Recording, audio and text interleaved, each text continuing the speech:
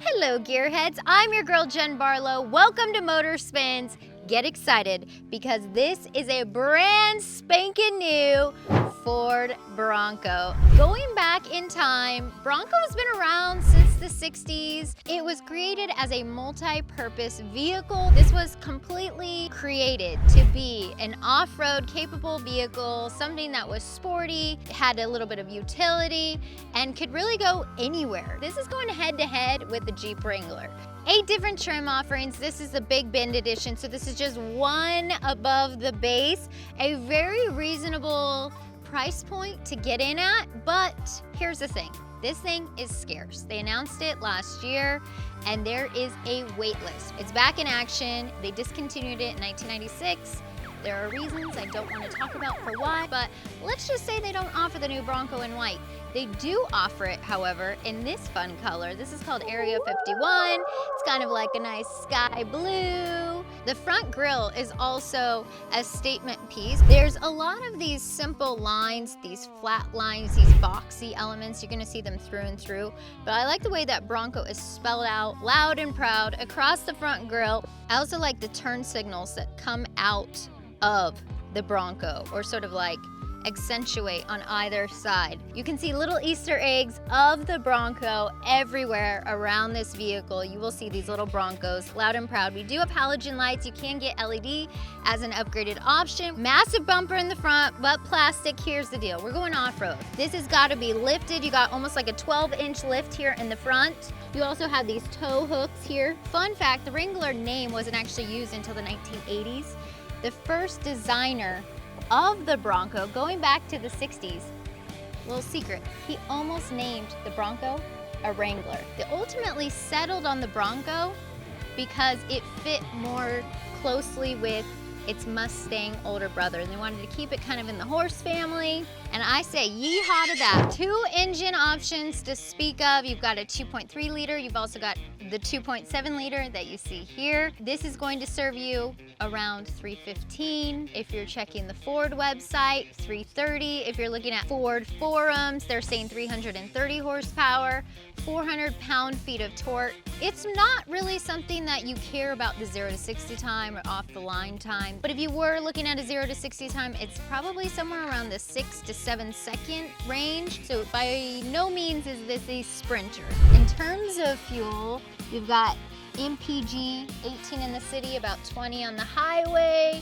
Not crazy great, but not bad, not terrible, especially for something that's this off-road capable. I want to point out the antenna for a second because a lot of off-roaders, you know, you have new updated sort of shark fin antennas on a lot of newer cars. Ford people asked off-roaders what kind of antenna they preferred or what kind of things they listened to, and most of them said AM, FM, so they kept the old school antennas. More Bronco here, established 1966. Look at these massive flared fenders, huge tires, 17-inch wheels thereabouts. I think these are about 35-inch tires. Okay, we have the Big Bend trim. There are 6 different trim levels. A lot of the body is steel with just some bits that are aluminum. So we still have that sturdy frame. We still have the main components of the vehicle being made out of steel, but then you have things like the door and the back made out of aluminum. The mirrors are connected to the body of the Bronco, so if you take the doors off, you don't lose your mirror action. We've got frameless doors. They do it with budget in mind. Pull it out. Oh yeah, that's not really crazy quality. It lines up, but just not as quickly as it should, so you get a little bit of a wobble. Every panel piece can come off potentially, and if you look to the back portion here, and you might be thinking, ooh, that's a cool upgrade from Bronco.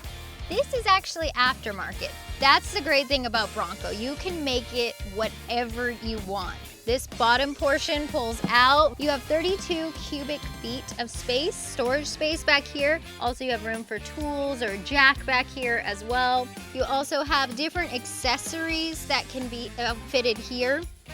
So it says accessory ready. Like I said, there's 200 or so approved Ford accessories. We do have our backup camera here in the center. They really designed it in a great way. Let's just go inside and check out how posh and how luxurious the Bronco is not. Okay, before we get into the vehicle, I want to talk about the doors on the interior for a second because they're pretty basic. Yeah, listen, they're durable, they're rugged, they're muscular. There's not a whole lot going on, and there's a reason for that because if you see here, it says lift. You, my friend, can fully disconnect the doors, take them off. We've got the Bronco here in the center.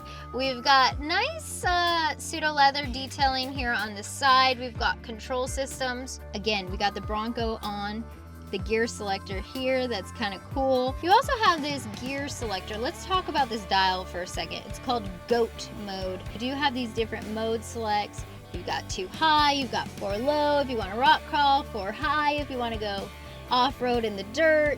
You've also got this hill descent control that will help you out. I like that it has the serial number here. It tells you that this was made in the USA. They are proud about that fact, and they want to show you by putting it here as a little placard, which is really nice.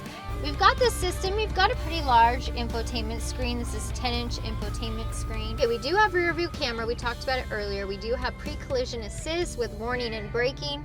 We have a compass here if we're really going off-road. It's made to be driven just about anywhere, so let's stop talking about it. Let's see how tough the Bronco is, see where we can take it, see if we can truly take it on all roads, and go for a little spin, shall we? Ah, yeah. I've gone over many obstacles in my life. I grew up Jeeping. We had Wranglers my whole life. I've been to Rubicon, I've been to Moab, I've been to Little Moab. And this feels like it would be absolutely capable, essentially if you really outfitted it for going off-road. But I feel like this Bronco is plenty capable, as well as it just looks good.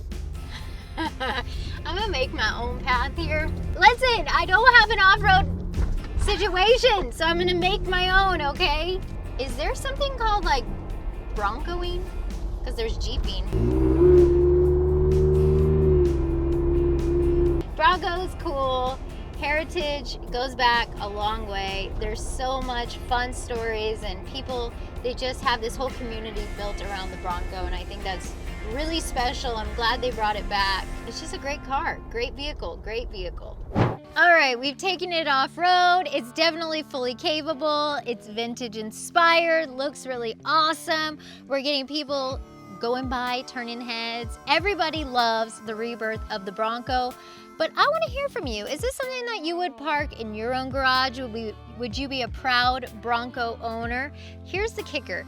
This is not a crazy expensive car. It's not even as expensive as its counterpart, the Jeep Wrangler. This is something you can get into for like $32,000. This thing is iconic. Make sure you guys subscribe here to Motor Spins. You can hang out with me, your girl Jenn Barlow.